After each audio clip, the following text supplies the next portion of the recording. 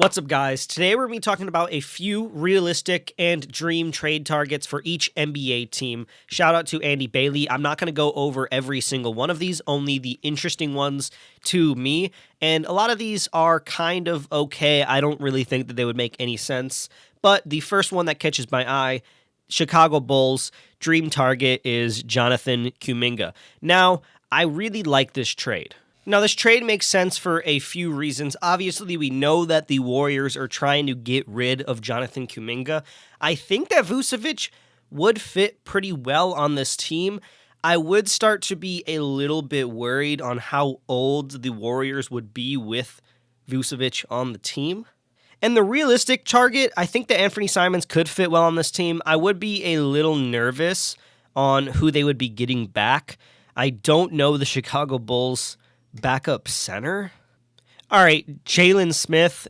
He's not, this team would be a little bit worse. They would have to find another center if they did pick up Anthony Simons. Then again, they would have a lot of guards on the team, which they already do. So I don't really like this one that much. But I think I'm okay. I think I would be okay if they traded for Jonathan Kuminga.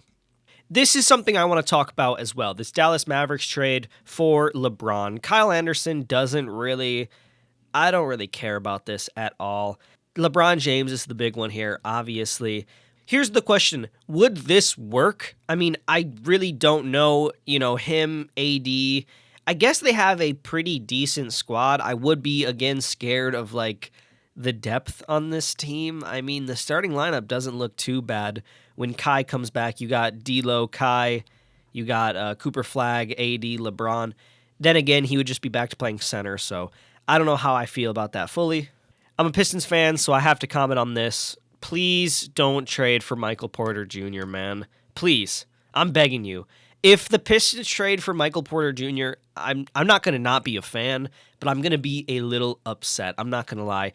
I think that he could fit on this team, but I wouldn't really, we already have Duncan Robinson. So this guy is just, you could say he's a better Duncan Robinson, but they both do the same thing. They're both just shooters. It'd be good spacing, and maybe you could, replace Tobias Harris, but I think Tobias Harris does a lot more that MPJ doesn't do. Now, Miami Heat trading for Zion Williamson. I think that this is very, very interesting. Now, here's my thought process with this one.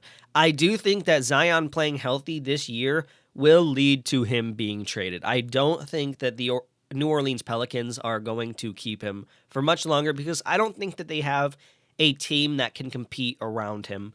And I don't see that happening in the next year or two. I feel like he's going to boost his value a lot and just get traded.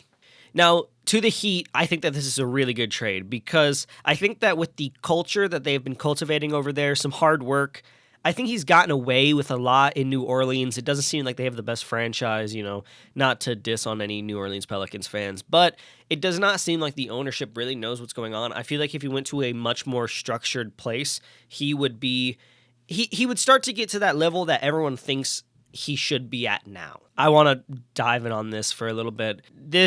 I feel like they're just throwing straws out here. Both of this, I don't think that they would be able to give anything to it because they're saying he's going to play with Zion. What are they going to give to this team? You're going to give Herb Jones out? You're going to give a promising, you literally could not get Derek White if you wanted to. And Jonathan Kuminga would not really fit on this team because why'd you draft? I guess they could maybe play together. Why'd you draft Derek Queen?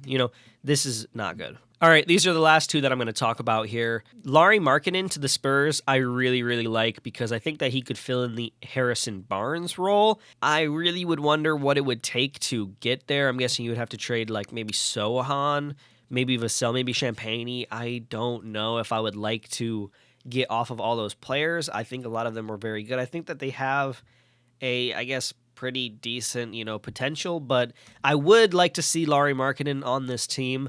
I don't think it would happen because I think that Danny Ainge, if I'm not wrong, is in charge of the Jazz and he's not going to give up anything. And for the last one, this Utah Jazz one, I really like, but here's the thing. I'm a really big fan of Ron Holland. I'm really high on him. Me and my girlfriend are very, very high on what Ron Holland can become. I don't know what else they would have to give to get Lauri Markkanen. All right, I mean, obviously this is fanspo, so this is just, it doesn't make much sense because this is a fan-made trade, but it's a lot to give up for Lauri Markkanen. Putting in Ron Holland into this spot, I think that Isaiah Stewart is extremely big for this team, and Tobias Harris, while I think he means a lot to this team. He means a lot for me personally. And these 2 first-round picks probably won't amount to much, but I don't know. Putting in Ron Holland in there, I would really like Ron Holland on the Utah Jazz. I think he would get a lot of spin, and I'm really high on him, but I would like him to stay on my team, so I'm going to veto this one. I really liked making this video, so if you enjoyed it, please tell me, and I'll make some more. Bit of a different video, but peace out.